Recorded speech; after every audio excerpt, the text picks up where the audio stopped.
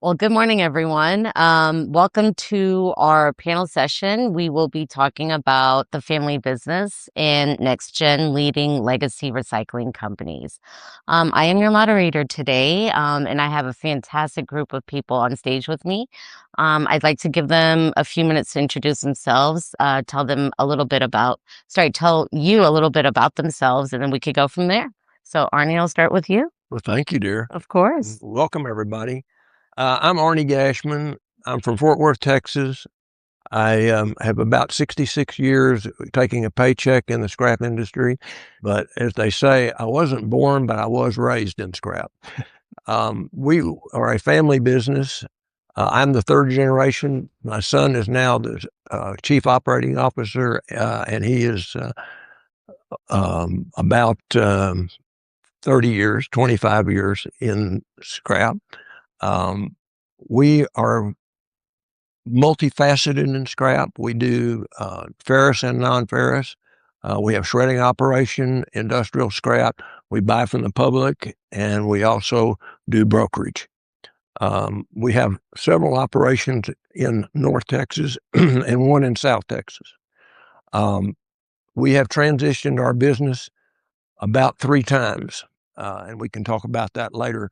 The biggest was that I bought the business from my dad's family. There were 3 partners in 1985 in what they call a leverage buyout. And from that point, we have moved forward and changed the face of the business multiple times. The integration of my son coming into the business was the first challenge. And now the challenge is that we have 4 grandchildren and what their future is going to be. And we'll dive into that later today. So, Yeah. Saren? Hi, I'm Saren Weinstein Schapiro from M&M Recycling in Atlanta. I'm second generation along with my brother Ryan. My parents, Susan and Clinton, who are eyeing me over there, started the company a little after 1986 when they moved to the US from South Africa. We're a multi-location facility, so we have 4 locations around Atlanta. We do ferrous and non-ferrous processing and shredding. And I've been around this industry my whole life, but only recently been pulled back into it by the family. So this is the perfect topic for us because it's really something that we live every day, being in the family business together, and the 4 of us working together, as well as other members of our family as well. So I'm excited to talk about this. Completely agree. Vince? Okay, I'm the guy that's one of these things is not like the other. It's me. So I'm an investment banker. I help people and mostly family businesses sell companies. I've actually been doing sale assignments in the scrap industry for about the past 26 years now. This is my first time I spoke at ISRI was 2007.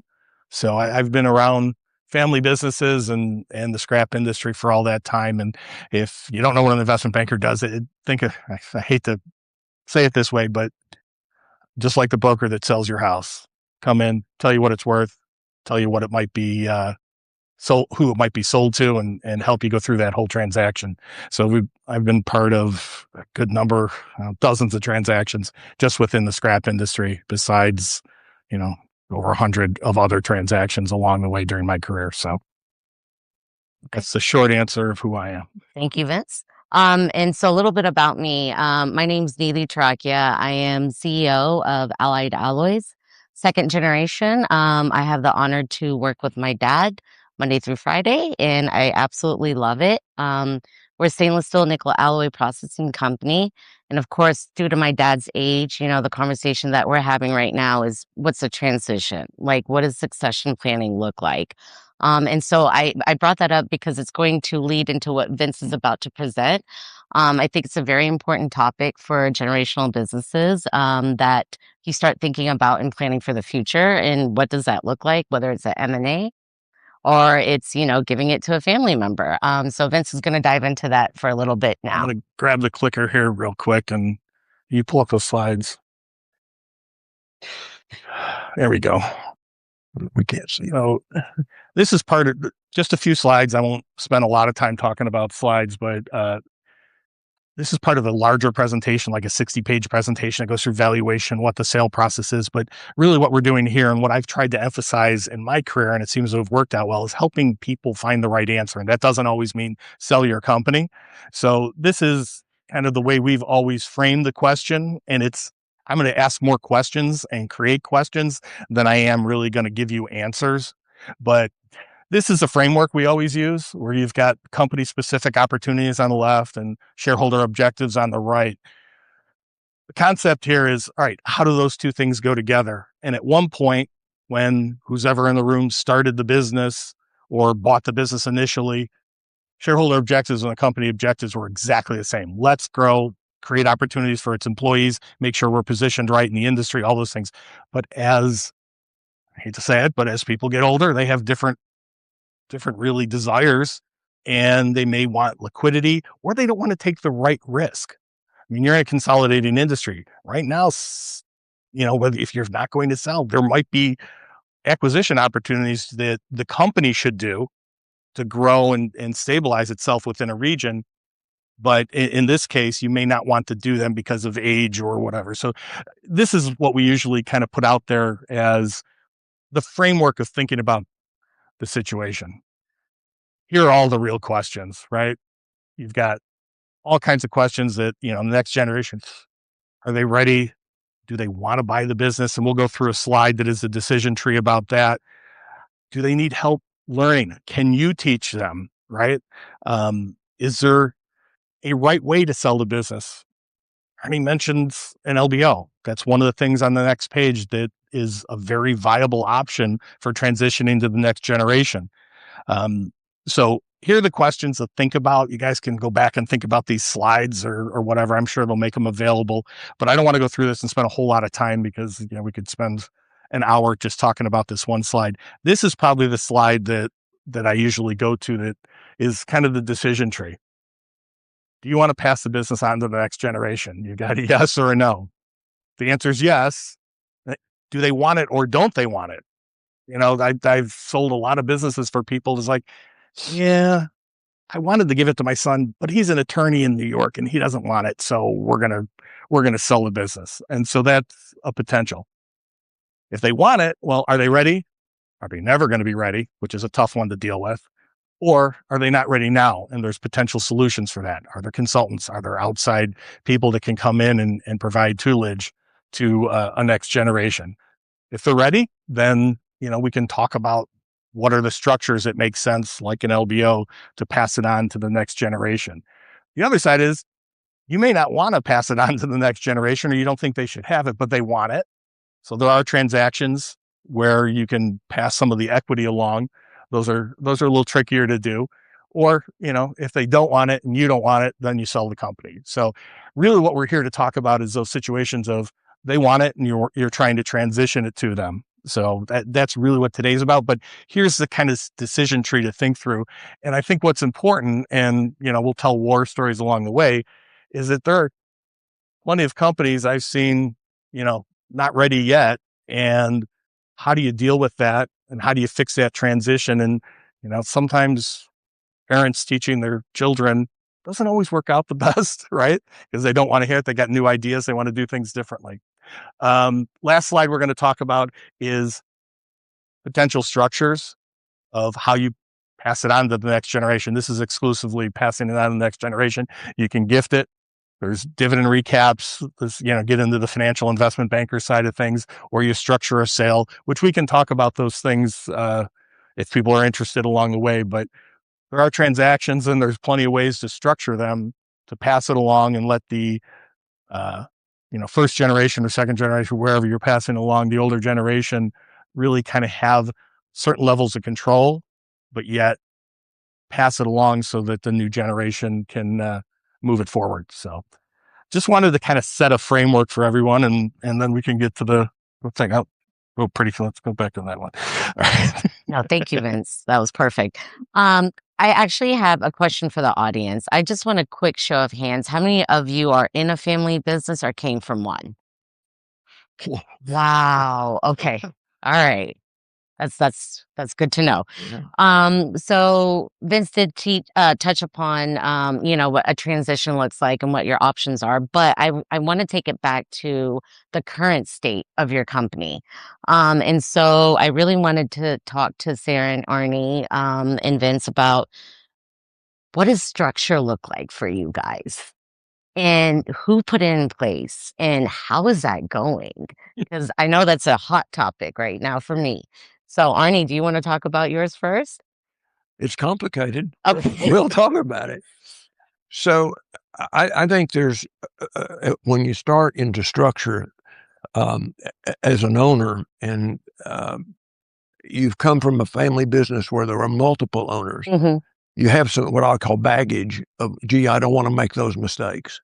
So my wife and I, when we did the leverage buyout, we said we don't want the next generation to face what we had to face.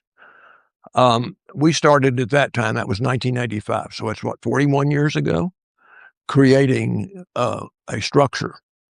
And when I said we did multiple things, the first thing we did was change from a C Corp to an S Corp when we bought all these assets. And then as we looked along, we started to create trusts. There were a series of trusts. And one of the things we look at, because we have two children, one who is actively in the business and wanted the business to continue, and our daughter was outside the business, married, had a totally different path, but we didn't want either of our children to not have the benefit of what we had grown up with and what we had produced. So we look at it, and the first decision we had to make was, how are we going to treat our children? And so that was 50-50 is what Harriet and I agreed. In order to do that, we created two trusts. One trust has the corporate entity in it, and we wanted to make it a shotgun marriage. So the corporation has so much, and then there is so much other equity in or other entity in there, real estate, stock and stuff. So it balances against the other side who has to have cash flow and they have 25%. So it's basically a 75-25 deal, but it balances out, which we're fortunate enough to be able to do that because we don't know which one of our grandchildren is ultimately going to take the business. So we that way have a base over here that they can acquire the 75% if my grandson decides not to come in, and they would have cash flow versus the other way where our daughter has it from the real estate side.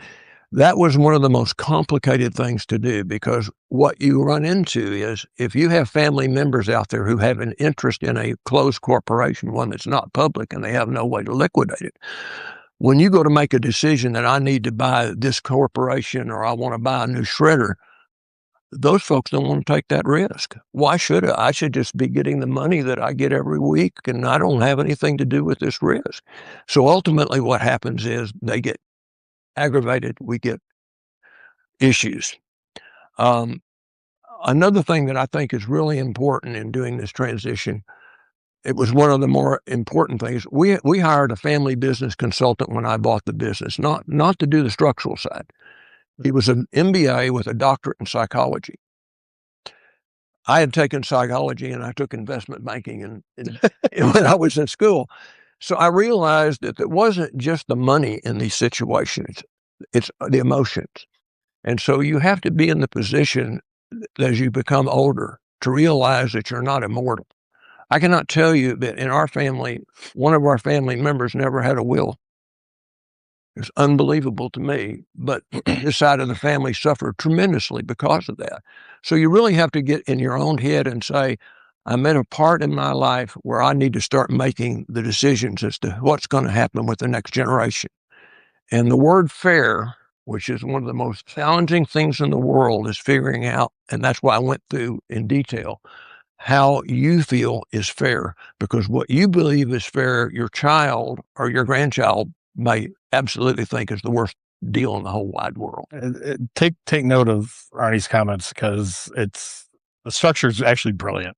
Because I'll tell you, I have sold a company for an individual that ran it, but there were actually 5 siblings, and so he ended up running the company, and he got a salary to run the company, but all dividends and value was going to be split up 5 ways. And at some point in his career, and temperament matters of who your children are, but people are people, and so there's a wide range. He got frustrated because he was not creating the wealth for his family that he could, but he was creating wealth for his siblings that all had families and everything, and he felt okay about it. But there was a certain level of, my kids could be better off if I spent more time and I owned more of the company and I did something else, because I have more opportunities to myself. So, I mean, that structure where it kind of creates it fair, that you created a structure that the company could grow, but at the time of the gifting, it was fair, right? Yeah. That's great. I think one of the things, Vince, that you bring a tremendous point there in terms of the values. So that was another challenge to us, was how to make the transfer of this wealth. Timing is critical. One of the first things we did was we went through some bad eras where the markets went down. Yeah. Our advisors, and I have probably 4 different advisors, 2 CPAs, 2 lawyers, each in different areas. But what was advised about that was, let's wait to do the transition to where these trusts can buy the assets into them at a discounted level. And that was huge, because we were able to make that a very beneficial transfer. If we had to go back to, from the tax standpoint, that's a big thing, because depending on the structure you have, you can get into the situation where the taxes are unaffordable. So the timing is a big deal, and having real professional help to do this. What I would say to you, I think this is the thing that's hard for a lot of family businesses to understand. There are 2 investments that you're going to make as the leader of your family. Number 1 is investing in your children, the advice you give them, the understanding of what you want them to do, the confidence that you can talk back and forth with them. This is critical in this transition, because they may say to you somewhere along the line, I've had enough of this, I'm out of here. And that's when you call Bill. And we call Vince. The other side of it in terms of that transition is understanding what you want at the end to have happening. One of the most concerning things to me is that when you make a transfer of wealth, that you're giving it to someone, is kind of like the idea of giving someone a loaded gun. And if you give your business to someone and they're not prepared, you're just setting up the most tragic thing that can happen.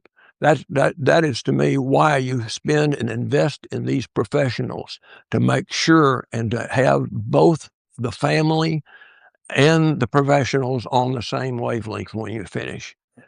One of the more interesting things I will tell you, and this was the biggest, to me, personal decision I ever made.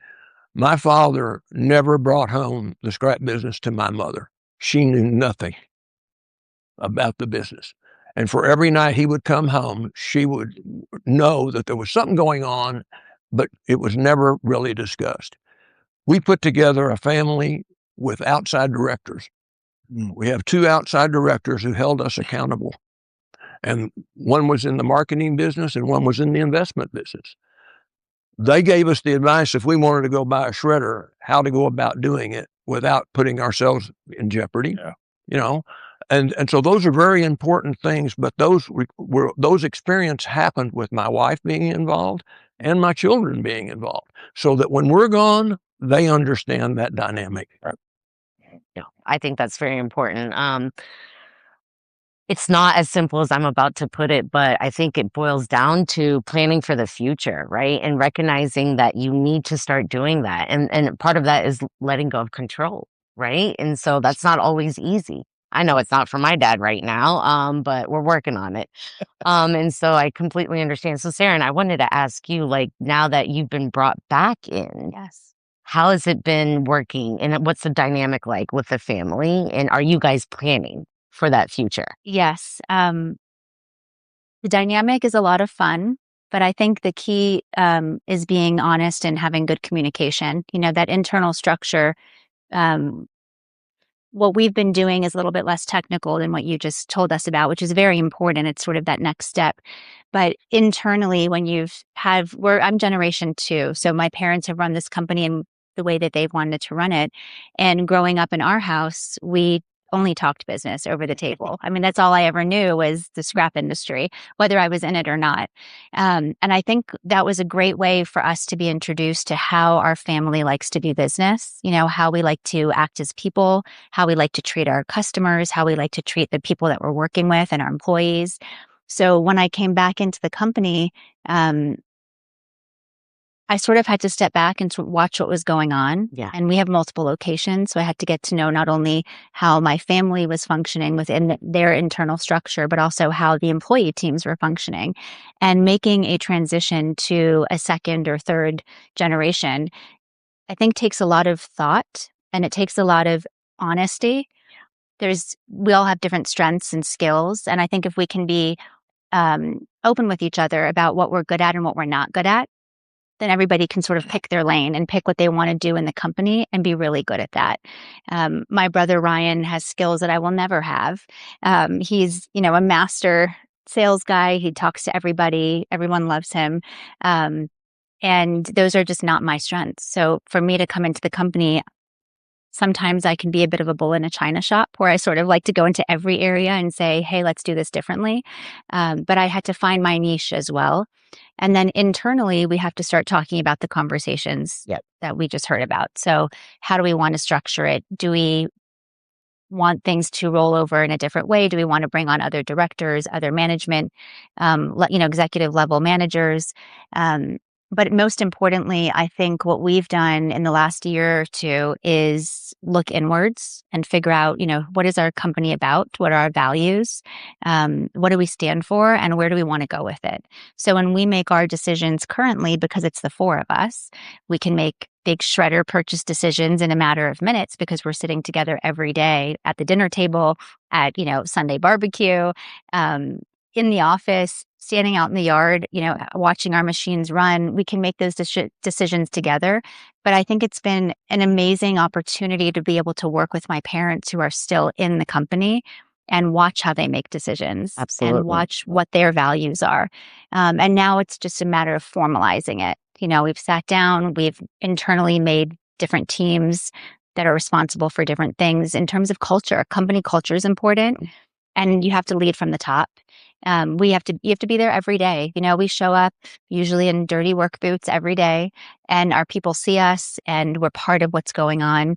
It's not sort of just this leading from far away.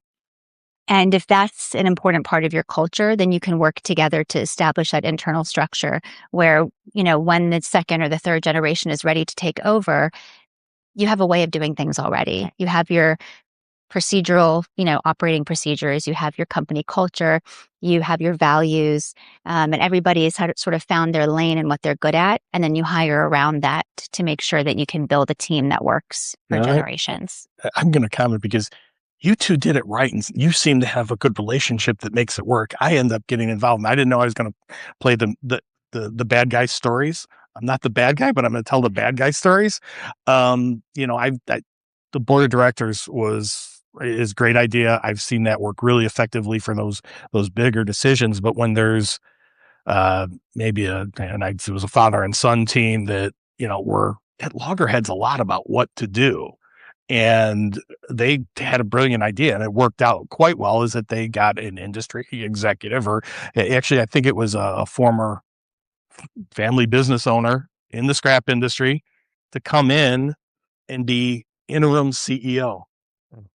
And he guided, and he could be the third vote when they didn't agree on what the heck to do, right? And it really helped them transition because then, both of them needed to move a little bit, but it worked out for them because they had somebody that had industry experience. And there's enough people that have retired from this industry running around that still like to do that type of work, and they'll be CEO for a year or two until the second generation or the next generation is ready to go. It's almost like the psychologist that you were talking about. We also brought in a family business consultant this year because it helps to have somebody from the outside who has a little bit of industry knowledge looking in and saying, hey, why don't we try this? Or have you thought about setting it up this way? And it always turns into a little bit of therapy too.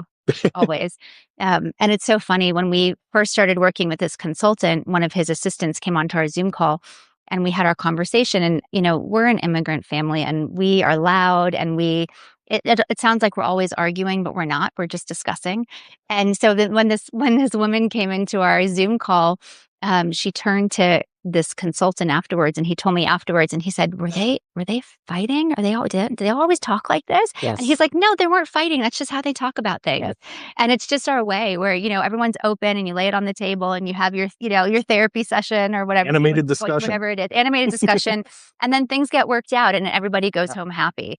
But in our family unit, as an extended family, I'm sure a lot of you have this situation since you're in family businesses, but my parents came here in the 80s by themselves with me as a baby, and they've created this huge tribe. There's 40 something of us that come to dinner when we have our family dinners. Wow. Of kids and grandkids and cousins and siblings. And the number one thing is that we do what's good for the family. And our first core value in our company is protect what matters. And that covers the company, it covers the family, it covers the employees. Every decision we make, it's not about what's good for the individual. It's about what's good for the company and the family. And if you make decisions that are good for the company and the family, and you can take your own desires out of it, eventually it'll be good for you too, and for your individual family. And that's what drives us. Is this decision good for the family, good for the company? No, absolutely. In our company, I have a saying, like, we always have a standing Thursday meeting with all the supervisors. It's a safety meeting, but it's also a very safe space to where people can openly give us feedback on, what they see within the company. But I always start that meeting just saying, look, I'm here for you. Like, I work for you guys. It's about the company. The company comes first, and then everybody else. So I completely agree with what you're saying, Saren. On that note,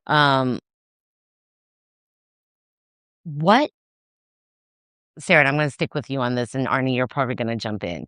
How difficult has it been to balance like your parents' values and their legacy with like modern thoughts? Oh gosh. In terms of values, Sorry if it's a loaded question. In terms of values, I think we're very aligned. We know who we are as people and as a family and what we want to put out in the world. But I definitely got a wake-up call when I tried to put in some more digital systems. And my dad over there was like, there's a reason we do things on paper in the scrap industry. You need to know what's actually happening. So that was a good lesson to learn. But I think everybody's really willing to move forward and modernize in a way that makes sense. We're in an industry that's come from dirt on the ground, right? And it's transformed over the last few decades into something very modern and very high tech. Yeah. But it's still just scrap, right? We're still just buying and selling metal and breaking it down and processing it and recycling it. And I think as long as what drives you are your family values and your company values, and you can be on the same page. But there's daily discussions, right? Like I said, we don't fight, we just discuss, and then we come to an agreement. So let me characterize it a little differently, because something that you said is very, very important. You're from the second generation. Yeah. I'm actually a third generation. My son's a fourth generation, and my grandkid obviously would be fifth. There's a huge, leap from that second generation to the third generation. This is where all the contentiousness starts, because in this particular case, I'm an only child, which was someone unique. Yeah. But when you have other siblings, this becomes very difficult, and especially if you're a smaller business, because the business can't support it. One of the first things that our consultant forced us into agreeing to do, so to speak, was that our children could not come into the business for 5 years. They had to work somewhere else. Oh, wow. And they had to put their own resumes out. Now, that doesn't mean that during the time they were in high school and up to and through college that they couldn't work in the business, and they did. And that was very important, and I'll explain to you why. My son ends up going to work for the Sims Metal Group in San Jose. lived in Cupertino, believe it or not, which is where Apple Computer was being developed. So let me tell you how quick he learned about Mac. When he came back, our CPA and he went head to head because of the different softwares. And at the time, it was interesting that we were talking about it yesterday. We were a beta test center for shared logic. So all of these integrations led to improvements in how we ran the business. And our business consultant put it this way. He said, you're flying a 747 without instruments if you're running a business that you don't know the numbers. And those numbers will drive what you need to do. So that was very helpful in terms of making decisions. We learned very on, we're probably one of the few family businesses in the industry that has had a certified public audit by a big, I guess now 6, since the 1950s. Wow. Oh, really? Wow. Yeah. And we do that because before I did the LBO, I had to do what was called a voting trust, something that you don't hear very often. And that is the family said to me, you're the person that's going to run this business. I'm, in effect, the outside hired gun, even though I'm the family man.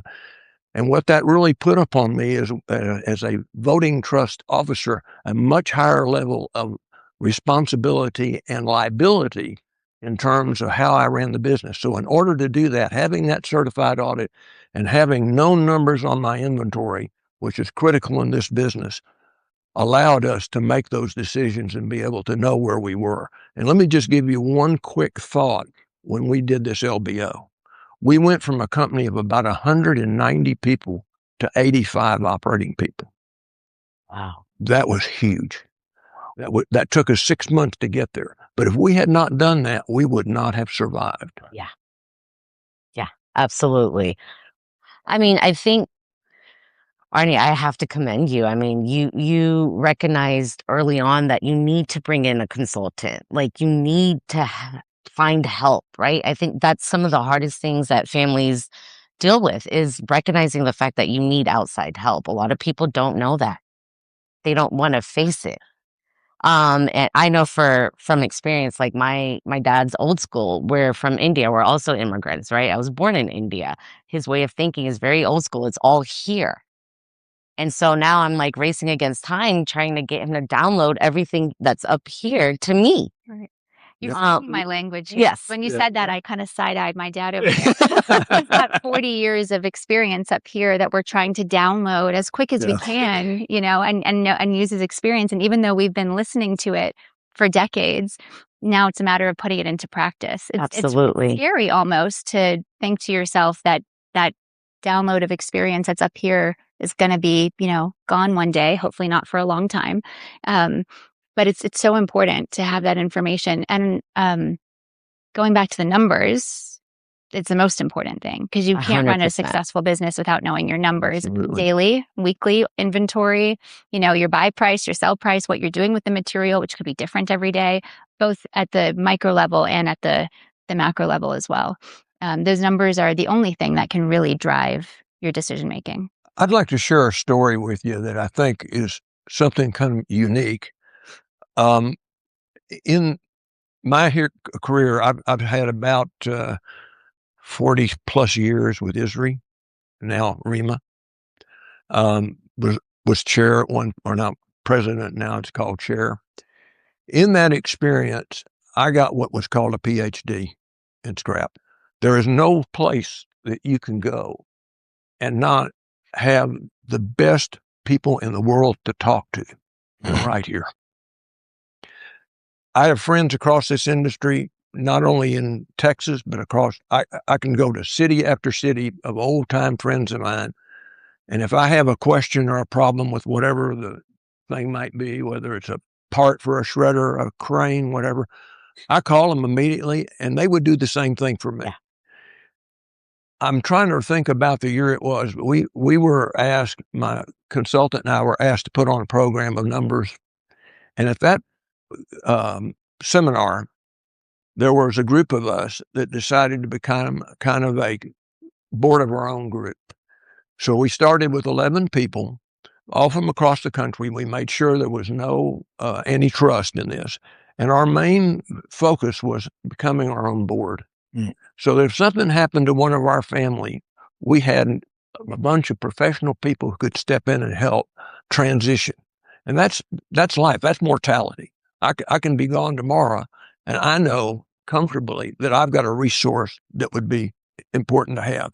The other thing I want to share with you, because I hear your dad and your dad, my granddad was an immigrant from the Ukraine who came here at 13, 14 years old, could not speak the language, didn't have a dime to his name. He went broke 5 times through the Depression. If you think he wasn't tough, Yeah. you got no idea. My parents and my uncle couldn't work for him. He was too tough.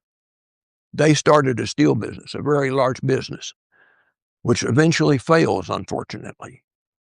But the rest of the family ignored the scrap business, and I ended up in the scrap business, working for my grandfather. So I started out there. I can do just about anything in a scrapyard except run a crane. I won't do that. But what that did was explain to me how tough it is to really understand what the people in your business are doing. Mhm. There isn't a day when I was operating, and now I don't operate, my son does it, but there wasn't a day that people couldn't walk in my office or I wasn't out there in that yard talking to them about what mattered. And most of these folks never even had a high school education. No. But when we changed from that large number, 100 whatever it is, to 85, those folks began to grow. Yeah. Mm. And today, I think our turnover in employees, the average turnover is something like 14 years. Wow. No. And we have a very, very good communication from ground up to ground down. And those cultures, that's what's so critical. Mm-hmm. So why is that important is when you go to events and you say, I'm going to sell my business, they have an asset there. They got people who can run that business and they don't need that top. Or if something happens to members, people can step in and take it. Yeah. I'm going to just suppose, because most of you are all probably likely in the scrap or recycling industry. It's an industry has evolved over the past 20, 25 years, very much from you see the pile in the back? Yeah, that's my inventory. I know what it's worth. And if the payables are less than the receivables, I'm doing good, to very much digitally driven understanding. Other industries call that you're beginning to institutionalize. If you go a little further upstream to where there's manufacturing, and even the mills 25 years ago weren't as institutionalized. People didn't have processes and procedures, didn't have data, didn't have sensors of understanding what's going on. The melt shop guy was the melt shop guy because he'd been doing it for 30 years. When he looked at the hot steel, he knew how hot it was and what it needed. Right. And it was art as opposed to science. Yeah. And this industry is evolving into more science and more, information than it used to be. And so, those are changes that have to happen that people need to accept. But it is kind of interesting to watch. I mean, part of the reason that I've enjoyed the industry, because most of the people in the room probably born into it. I actually chose it. It's one of those things where there is more cooperation. I mean, you mentioned that you could go to every city. It is very much an interesting industry that people will help each other with their problems, largely because it's regional and they're not technically competitors, but that doesn't happen in other industries. You don't have, and I used to tell people, if you go to an MSCI meeting where, all the service centers are at, or you go to an ISRI or now ReMA, where all the level of conversation is considerably different. Yeah. Because these people know each other, they're helping each other, they're talking about important things. And you go to a service center or manufacturing, they're all, I'm not going to tell him that, or, he's my competitor, I don't like him. So it's a very different industry because of that. That's something I noticed when I came back into this world and saw, the first couple of conferences and regional conferences and places I would sort of follow the family around to.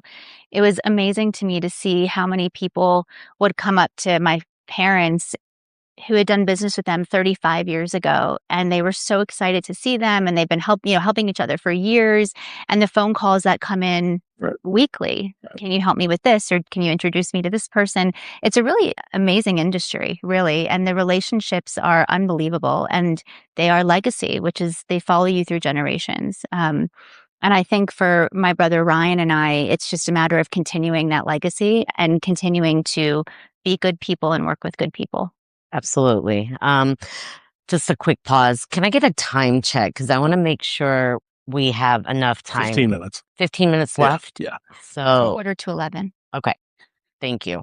All right. So there was a few things that you all touched upon, which I thought was extremely important. And I'm going back to the conversation about numbers. I mean, Arnie, you know your employee turnover rate like that right off the top of your head, and I think that's really important. I'm not sure how many of you guys have like KPIs or a scorecard, but I think it's extremely important that you start measuring, your company's performance and make sure it's very disciplined and it's structured and you're checking in at least once a week. So I think numbers is extremely important right now. And I can say something about that. When we Please. first started working with scorecards and working on our culture, it was a little overwhelming because I thought, oh, here's 25 things that I can score my people on, right? Different roles in the company have different responsibilities and duties, and it got to be really complicated. And then the consultant that we worked with said to me, well, what are your core values? And we have 4, just 4.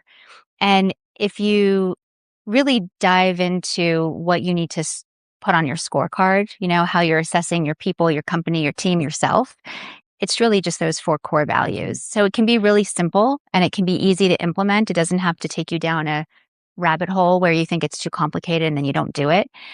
So if anyone wants to talk about that after this, we can talk about it. But we found a really simple way to implement it just based on our 4 values. Absolutely. I'd like to share something that, as you talked about this, that I think is really, to me, extremely important to all the family businesses out here. In our years, we acquired 3 companies. Of those 3 companies, one of them was about twice our size in volume. And when we sat down, we were originally looking at a merger, which was a very interesting thing. And from my background, I looked through the numbers. First of all, they couldn't tell me how many tons they were shipping. Wow. Can you believe that? Second of all, they couldn't tell me how much inventory they had. Well, so when we started really doing our due diligence, it wasn't a merger. It was actually going to be an acquisition. Right. And it was a very sad acquisition. So volume to me is not the most important thing. Obviously, you have to maintain market share, but the most important thing is concentrating on your expenses and concentrating on your volumes and understanding what the processes are. Today, you really shouldn't be an inventory speculation company. You should be a manufacturing company or a service company, both of those things. And that's the way you should be thinking. Second of all, and this is the saddest part, all 3 of those companies sold because they had no succession plan. 2 of them sold because they had issues with health. And they came to me because they weren't big enough to go to Vince. Well, the reason I bought those companies was because, number one thing, they trusted me. They knew that if I made a deal with them, I would pay them. Or if I couldn't pay them, I'd be the first to tell them. So one of the biggest things in this industry, and you learn it when you're in ReMA or ISRI, is your core values and your ethics. It's very hard when you're competing in this business of people who have no ethics. It's out there, but you cannot bend. You must have the type of ethics that are indelible. Yeah. Your word and your ability to perform are more important than anything else you have in this business. Absolutely. Agreed. And that's what I love about this industry. It's a few things. I mean, most of us could go in any city and we'll know somebody in that city that is within our industry. I will have some sort of connection. The stories that you all share, I think, are very important, and that's what we gain when we come to these conferences. But more importantly, it's exactly what you said. It's everybody here is usually very ethical. Otherwise, I hope they're not ReMA members. I got to stop. the industry is getting rid of the reputation that it had. Yes. 30 years ago, if Arnie had said that up here, there would have been laughter in the room. Yeah, it really would have been. Because when absolutely. we started, because there was very little, there were ethical spots, Yeah. right? And regions and then there are regions that were coming out of it, right? And so there's a point in which it doesn't have a reputation for it because it's seeking it. But this industry deserved that, and one of the reasons that I got involved in was I wanted to help make it better. Yeah. It's all about elevation. Yeah. Absolutely agree. So, Arnie, I have a question for you. What's the most challenging thing that you've gone through when you've talked about the next generation with your family members and transitions? Like, what is like the hot topic that your family always argued about, maybe is the right word? Talk loudly about. Well, if you were under my grandfather or my father's, it was exactly that. Who could yell the loudest was basically the winner. Today, it's not quite the way it is. One of the most important things that I think you must look at in a transition is that when you're going to put the trust in the next generation or whoever that leader is going to be, is that they're going to make mistakes. Yeah. And they're going to make sometimes big mistakes. And I can remember when my son came in and we had some issues with credit, he didn't understand that you don't have a sale until you collect. You can have all these sales, but unfortunately, if nobody's paying you. Mm-hmm. So the two things you had to look at, number one was cash flow. Yeah. And the number two thing was the creditability of the person you're selling to. And obviously, you got to be careful there because there's two ways. One is that you don't want to so narrow your sales to that you're concentrating your debt. But on the other side, you don't want to be so liberal that you didn't make any money this year because you wrote it off. So that's a very difficult decision. And teaching that to someone who's going to be the CEO who has never had any finance business. His area is speech and communications. Mm-hmm. So he's a great marketing guy and he's a great social guy. But when it came to the numbers, this was an area that he had to learn, and he had to learn it by making mistakes. That was the hardest thing in the world to me. One of the things I will share with you all is your banking relationship, because your bank is critical. They're your partner, and you can't give them any surprises. And when you take them in with this, part of that is building the kind of relationship that you're able to transition that from the person like me who they look at to that next generation.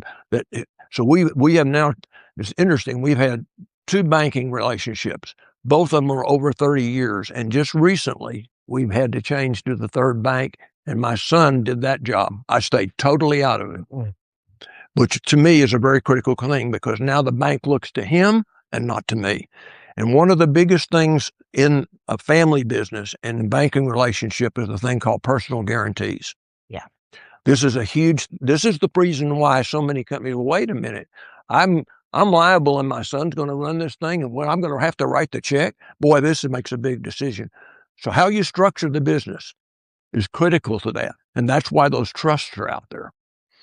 So it's a great asset protection thing, and it's a great leveler in taking that problem of the personal guarantee off. Mm-hmm. Completely agree. I think your financial institution, the one that you choose to park your money at, I mean, they should understand what we do. I have shopped banks, big ones, and they did not have a single idea what recycling is.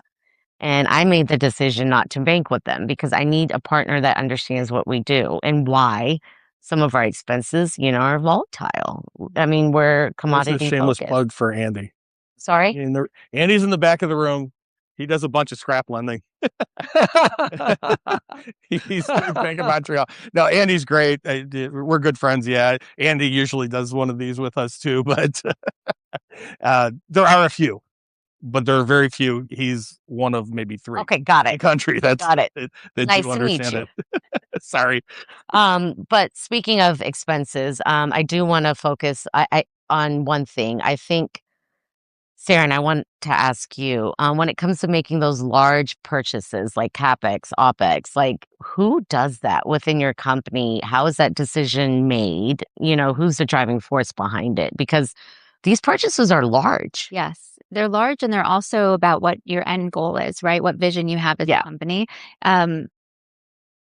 There are 4 of us here from our family, and I will say that all of us have to be on board, because if 1 or 2 of us want to make a purchase, but the other 2 aren't on board, who's going to implement it? Who's going to execute? Yep. Right? The install and the running and the maintenance and the growing.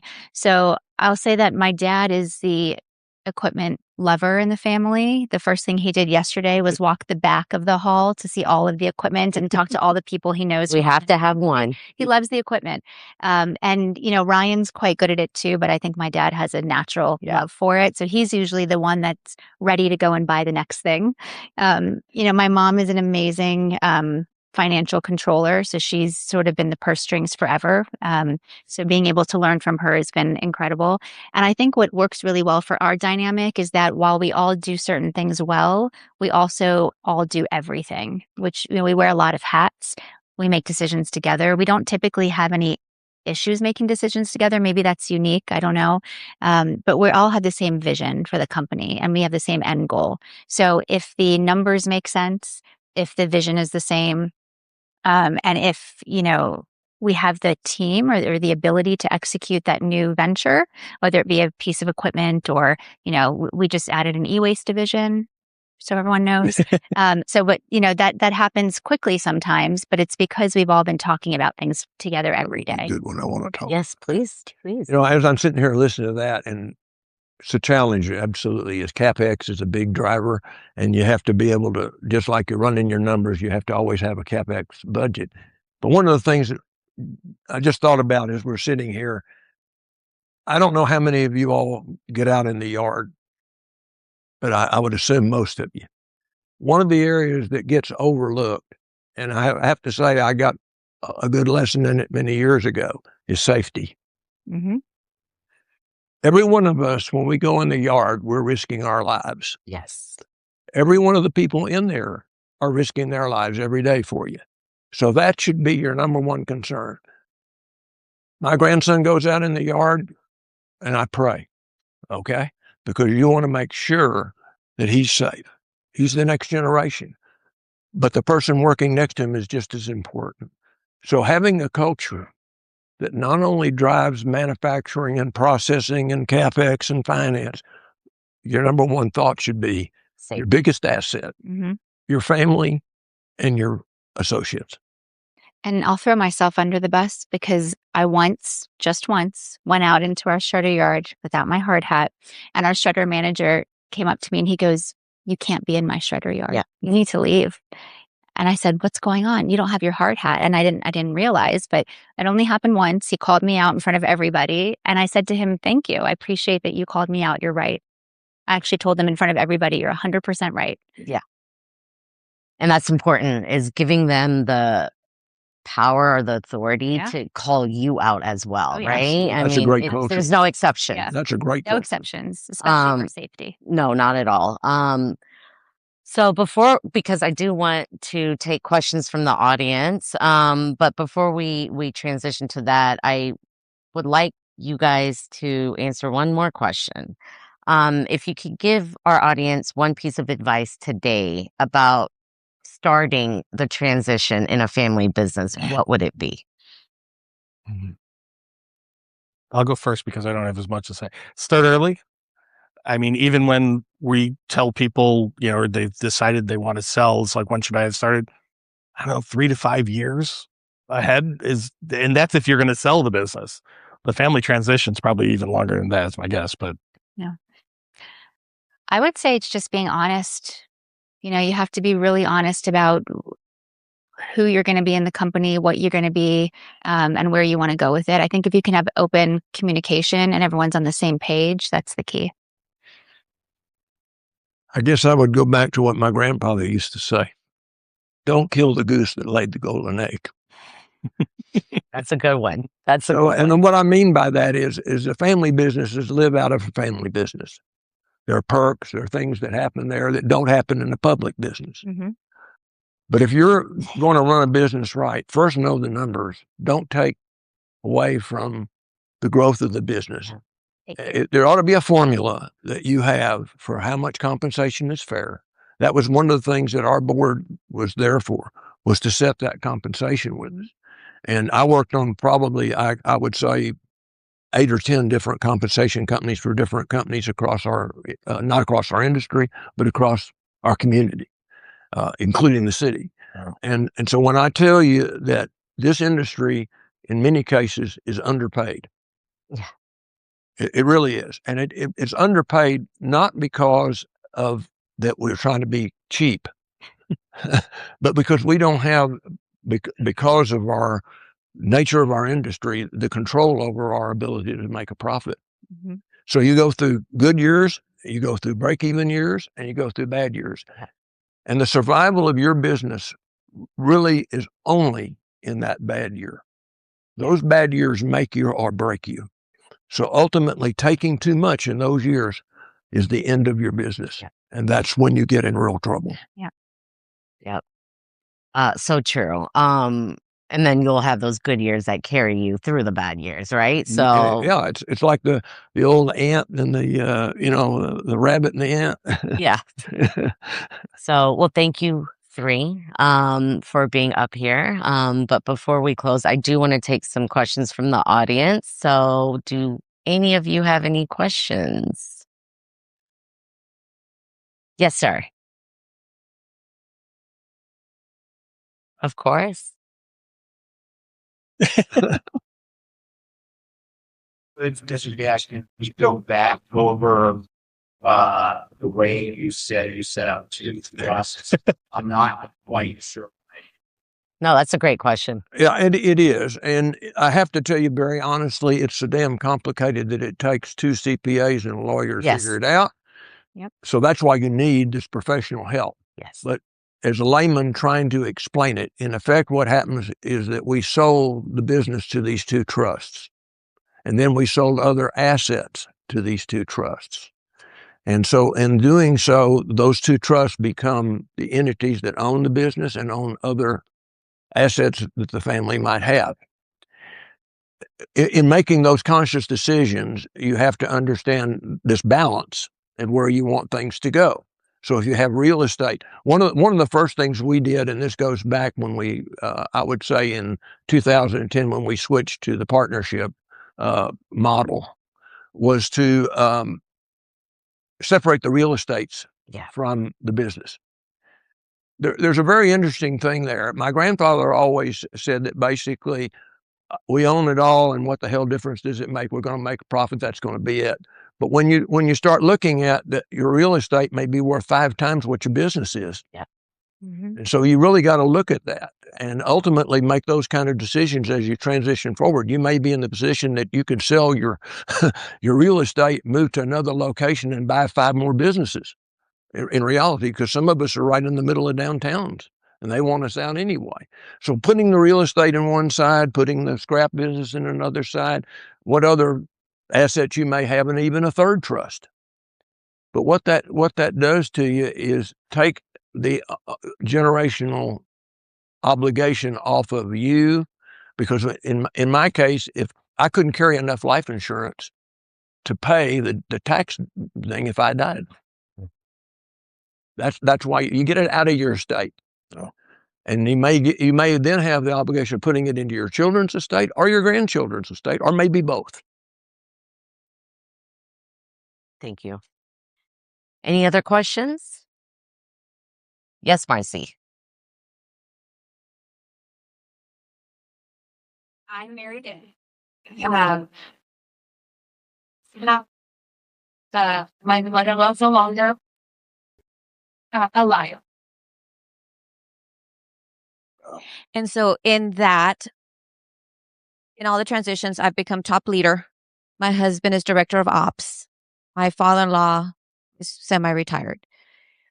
The day of tomorrow, whenever something happens to my father-in-law, I'd probably be the one in that seat to ensure everything is done the way he wishes.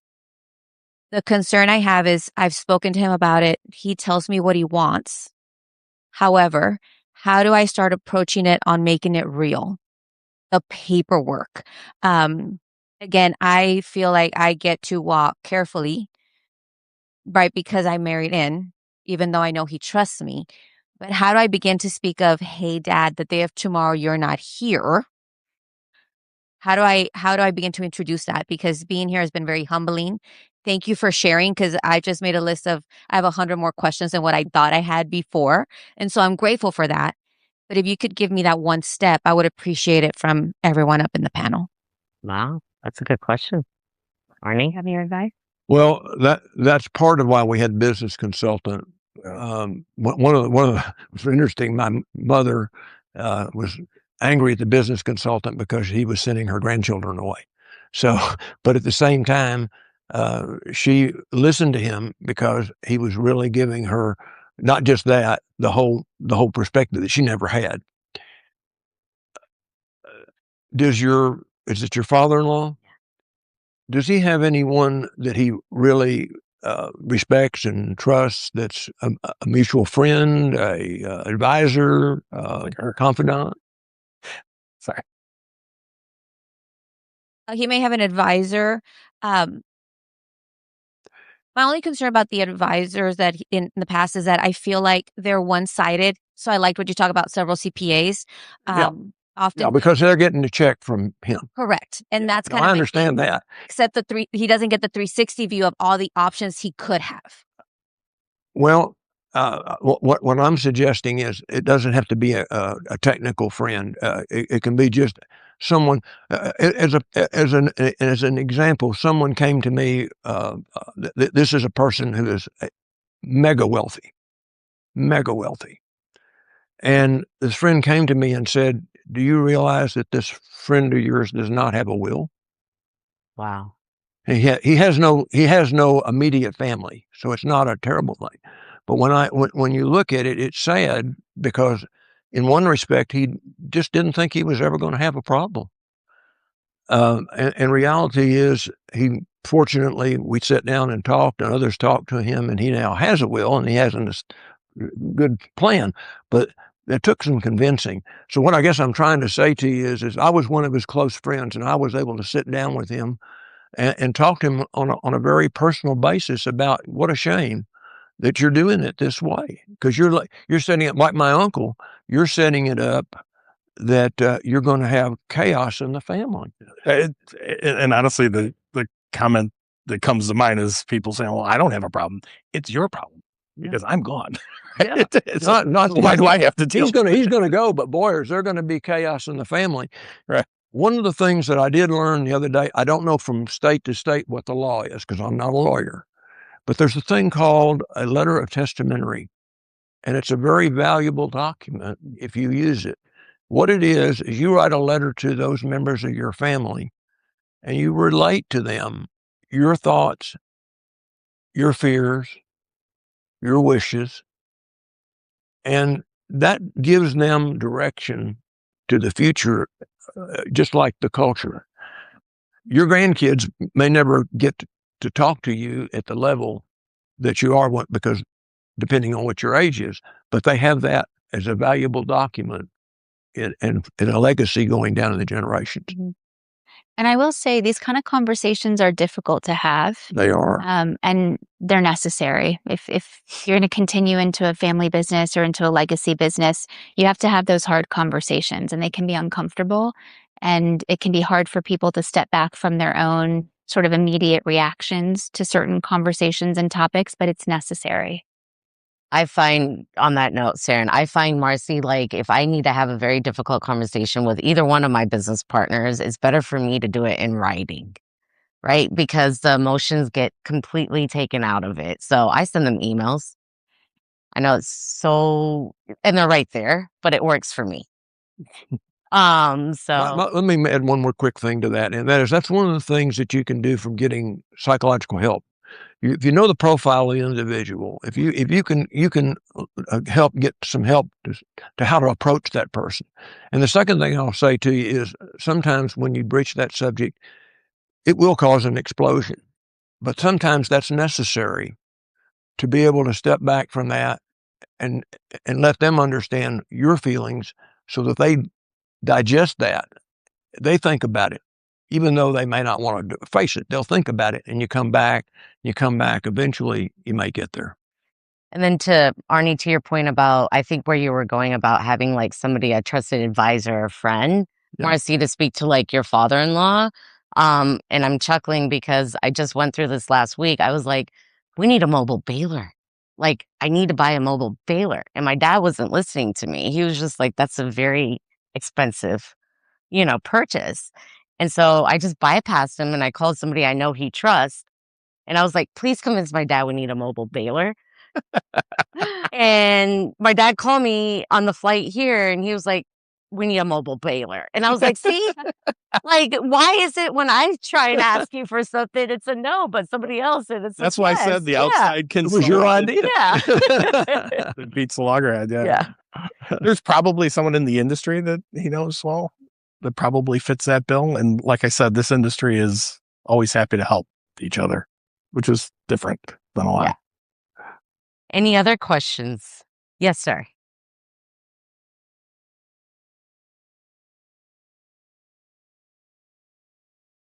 So, Arnie knows my story very well, and Vince probably knows it even better.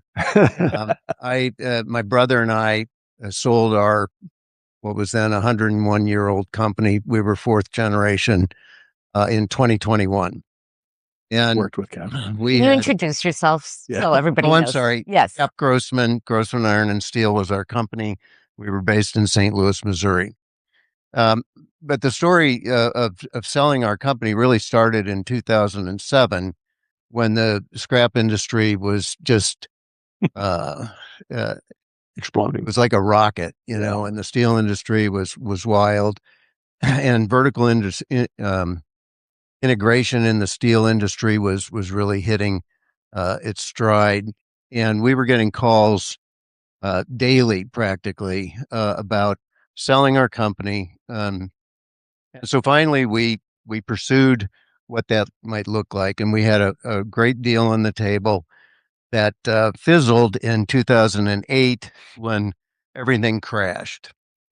And so what I want to share with you all is the lessons we learned from that was to always be ready to sell your company. Always have an exit strategy. And in addition to that, we learned to always have an acquisition strategy. So we never were without a plan on both sides of that.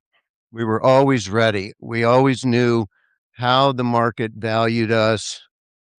We had ongoing dialogue with Vince and others in the investment banking world. Arnie's been one of my informal board members that he mentioned earlier, along with two of my other best friends, Kenny Cohen and Jimmy Fisher. And we went after acquisitions. We also were able to listen on a moment's notice to a overture to us for being acquired, and eventually that led to the sale in 2021. So that's what I wanted to share with everybody. You can't be too prepared. And if you never sell or never buy anything, you just know that much more about your company and your future and your plans. So thank you. I think that's great advice. I actually want to add to that. Audience, it takes time to prepare your company to even be sellable. Mm-hmm. So if you haven't started, please start now. And I think also I completely agree with what you said, because, we've gone through acquisitions or we've acquired other yards. We've also gone through exercises where people have come to us looking to acquire us, and going through those exercises as a family team also helps you to understand exactly where your company lies. Not only how the market sees you or how you see the market when you're acquiring other companies, but when you work together on that as a family team, you start to understand facets of the business that you may not be part of day to day. So that's actually a very important exercise to go through, whether you decide to do something with it or not. And there's past presentations that I've given here at ReMA, or might be it was ISRI at the time, that are purely how to prepare your company and things you can do 3 to 5 years out. So if anybody's interested, shoot me an email. I'll send you the presentation if you're thinking about it. But Cap's absolutely right. That's just good business strategy and overall, thoughtfulness of you're going to either acquire these people, we could potentially sell. How do we grow organically? You should always be thinking about those things somewhere high level all the time. People get caught up in the details sometimes and forget about what's going on everywhere, because it is a consolidating industry, and making sure you've got the right market share that, like you mentioned earlier, and it's important. Yeah. Do we have time for more questions? Yeah. Okay. Well, that'll make people stop. One more question, guys. Anybody have a question? One second. You gotta get a mic, Harriet. I just wanted to say something that we started when our kids were small. That one's not. Oh, is it now better? Oh, yeah, now it is. When we started doing our planning, we involved our kids so they knew what was going to happen. And so I think that one of the very important things that your kids understand what's going on. Yeah. It's a good one. Very true. Yep. All right. Well, thank you all for being here today. I do want to be mindful of the time because I know there's another session right after this. So I appreciate you all being here. Thank you, Arnie. Thank you, Saren, and thank you, Vince. That's right to be up here with everybody. Yes. Oh, wonderful. Yeah. Come find us if you guys have any questions.